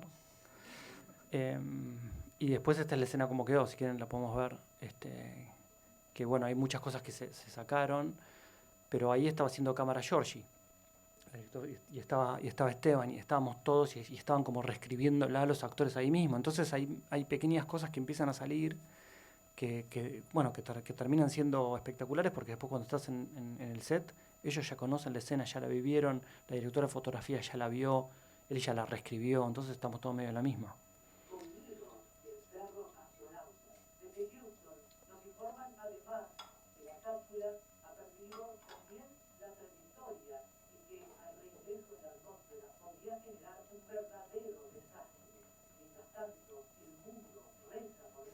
¿En qué pensás? Nada. No se puede no pensar en nada. Pensaba en que todos nos vamos a morir. ¿Y? ¿Qué no te molesta? Ah, falta mucho para eso. ¿Y si ahora salís a la ruta y te pasa un camión por arriba? No salgo y listo. ¿Y cuando seas viejo? Bueno, No sé, cuando sea viejo veré. ¿Y cuál es el problema? Que nos vamos a morir y que estaría bueno hacer algo. ¿Que algo importante? No sé, algo que quieras. El perro ese es famoso. Es astronauta. ¿De qué le sirve? Es un perro. No eligió ir, lo mandaron. ¿Y vos qué sabés?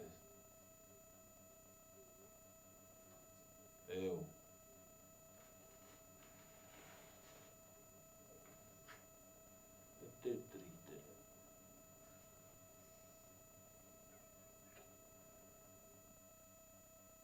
Son 2 planos. Sí, o sea, tratábamos de hacerlo la menor cantidad de planos posibles y tampoco es una obra maestra, pero sí se está diciendo mucho. Hay como una cuestión ahí que, como que el último plano ella tenía que darse vuelta para que nosotros podamos ver la reacción de ella y que él no estuviese viendo la reacción de ella.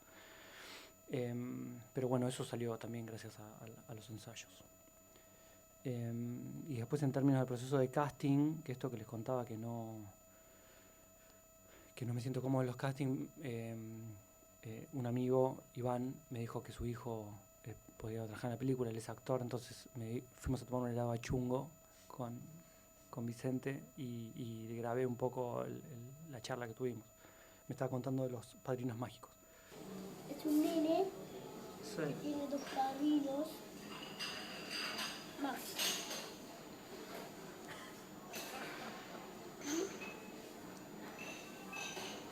Hay chicos que lo pelean en la escuela.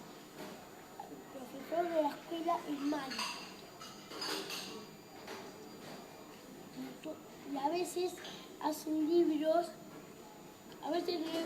libros de Barba Blanca. Sí. Princesa Barba Blanca. ¿Quién es? Bueno, es el primero de Padrino Mágico. Bueno. A veces los padrinos.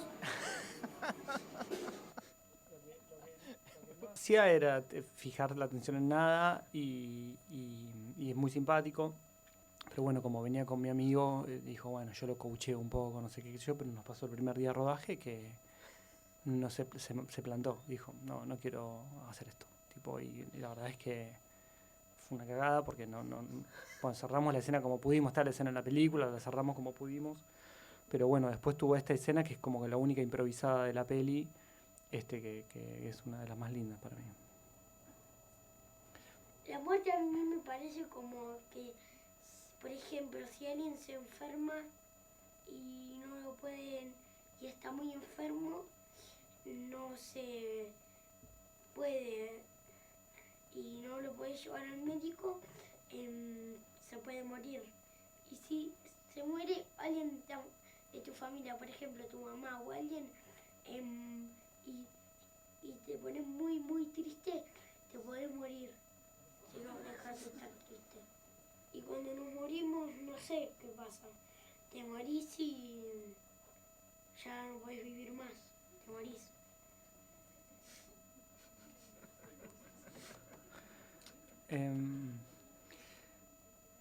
Bueno, ahí hay como un laburo de no sé, también de paciencia y humano, en donde a mí me parecía que lo mejor era no traer un niño actor que esté acostumbrado a hacer consumo de yogur o de lo que fuere, qué sé yo, y realmente traer un ser humano con el papá y que tenga una experiencia con el papá y que bueno, que se sienta realmente integrado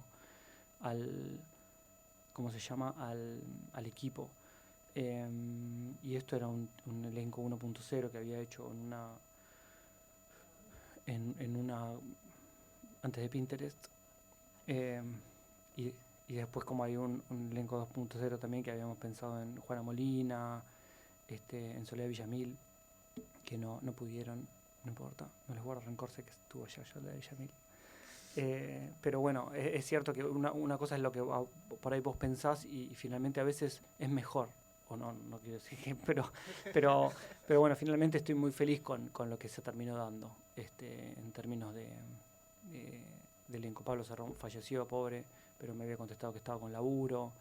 Pero bueno, se terminó armando un elenco en donde, bueno, vos por ahí lo podés ver, o yo lo podía ver y me sentía muy afín con cada una de las personas que iban a laburar en la peli, y después había investigado un poco bueno, yo tengo como un diario, una bitácora de 2011 o qué sé yo, en donde voy anotando todo. Ahora después si quieren les muestro algo, pero me había visto que Woody Allen les mandaba, cómo eran las cartas que Woody Allen les mandaba a los actores. Entonces trataba de ser de la misma forma en términos de empatía y de ir con el librito y decirles, bueno, realmente pensé este personaje para vos y qué sé yo, y pichearle, entre comillas, al personaje, no la película, sino contarle cuáles son los desafíos actorales que ese personaje implica para la persona, porque por ahí no es el protagonista, y ya si se dan cuenta que no son los protagonistas, no sé si se copan tanto, y si es tu primer película, es como, bueno, ¿y este quién lo conoce? Entonces tenés que medio chapear de qué es lo que vos querés hacer, cuál es tu búsqueda, y al mismo tiempo, bueno, pensar cuál puede llegar a ser el desafío actoral para esa persona, que quizás no es la protagonista, pero al mismo tiempo,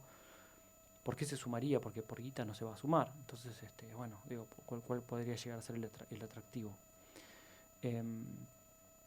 Y bueno, y así iba tomando notas de Pilar, no sé, fui a ver Fauno, Romina Pau, le di a Miriam y a Pilar, mira, me cayó bien, Pilar fue bastante seca, veremos si le gusta el guión.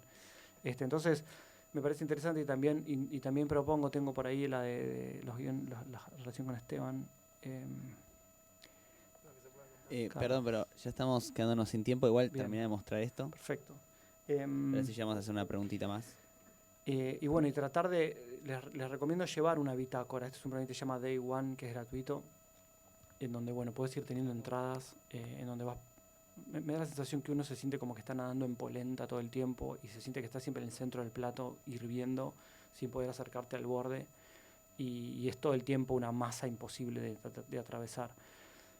A mí lo que me pasó teniendo una bitácora es que por lo menos podía ir viendo un crecimiento, o sigo viéndolo en los proyectos ahora. Es como, bueno, mirá la sinopsis que tenía hace un año, mirá cómo fue creciendo esto, o cómo apliqué este fondo, o lo que sea. Entonces, me parece muy interesante poder ver el viaje del proyecto de la peli.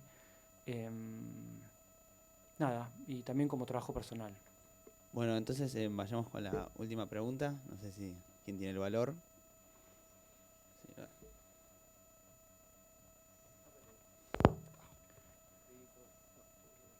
Hola. Una pregunta quizás un poco para los dos, y algo que medio que me aterra y a la vez me emociona y me atrapa, es ese concepto de cómo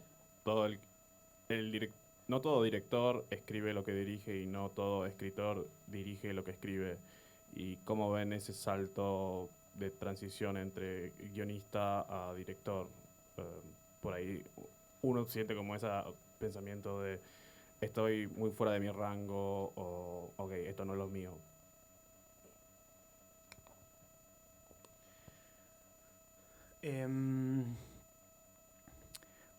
Como guionista, yo trabajo como guionista también, y trato de estar en función de la persona que dirige. O sea, intento ayudar desde mi lugar, para colaborar para que sea la mejor película o el mejor proyecto, la mejor serie que quiera hacer. Me parece que hay un acto como quizás en la primera película uno tiene como mucho más apego, y uno habla más de sí mismo, pero me parece que si estás escribiendo para otro, no sé, ahora Esteban nos dirá cómo lo vive, me parece que hay un acto de confianza y de arrojo en términos de eso. Y me parece que es muy interesante aceptar que eso que vos escribiste, es que estás escribiendo, se va a transformar en otra cosa, en rodaje, que se va a transformar en otra cosa en montaje totalmente diferente, y que a mí me pasó que viendo cómo la muerte no existe y el amor tampoco en cine, en Mar del Plata, terminé de entender la película de una manera. O sea, suena medio raro, pero la entendí como totalidad, porque había estado ordenando un rompecabezas durante muchos años. Entonces, cuando realmente podés ver el rompecabezas y tomás la perspectiva de, bueno, ya está, no puedo tocar más nada y es esto, me parece que uno termina también de verlo. Me parece muy interesante eso en términos de no ser retentivo y no tratar de dominar todo el tiempo el proceso. Y viste, porque te lleva mucha energía. Y me parece que uno puede tratar de confiar y de tratar de conservarlos, más o menos que vayan por los rieles, y dejarse sorprender por las eventualidades. Va a llover, se va a cancelar el rodaje, te vas a quedar sin plata, el equipo técnico se nos intoxicó en la primera semana, un montón de cosas, Y me parece que es eso, es avanzar a pesar de los golpes y lo que fuera, y tratar de más o menos llegar a la mejor versión de la película que vos podés hacer, atesorando como director o directora esa idea inicial. Se te puede caer todo, no se te puede caer esa idea inicial, el resto, bueno, se tiene que transformar.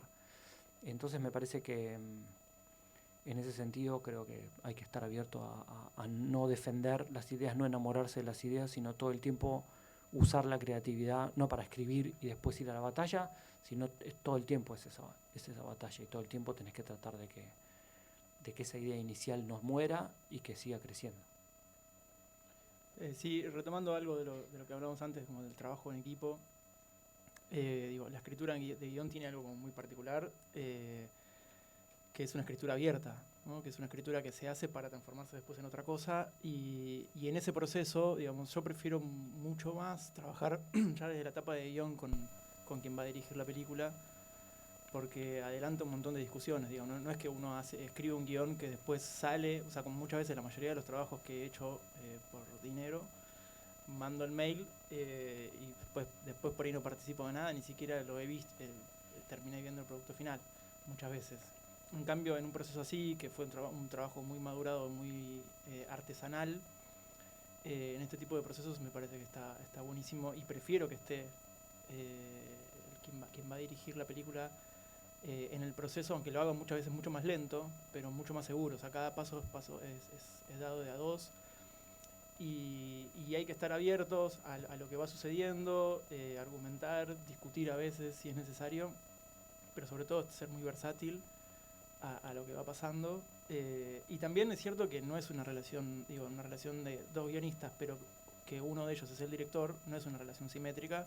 Entonces hay un punto donde, bueno, yo estoy en este proceso de la película durante una etapa, Fer en este caso está desde antes que yo y mucho después que yo. O sea, porque después va a tener que ir al rodaje, va a tener que editarla, va a tener que estrenarla y va a tener que dar notas para defender a esa película.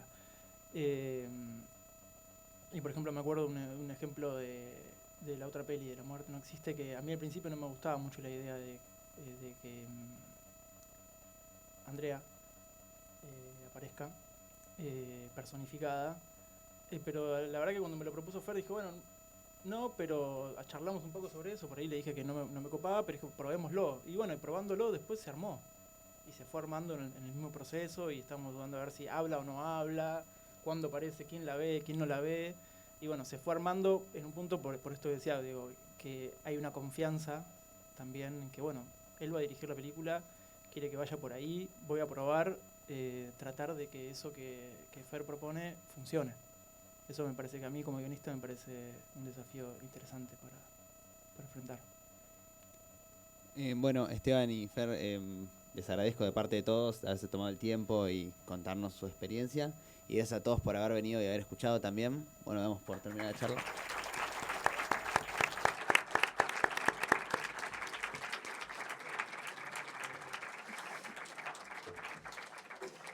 Muchas gracias, muchas gracias.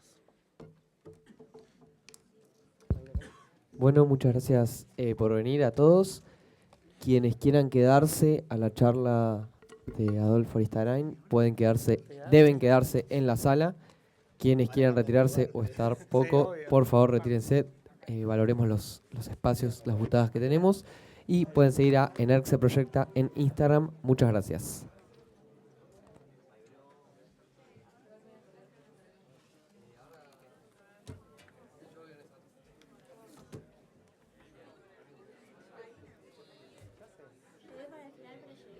Qué decepción. Ayer estuviste con Minujini, con Villamil, estuviste acá.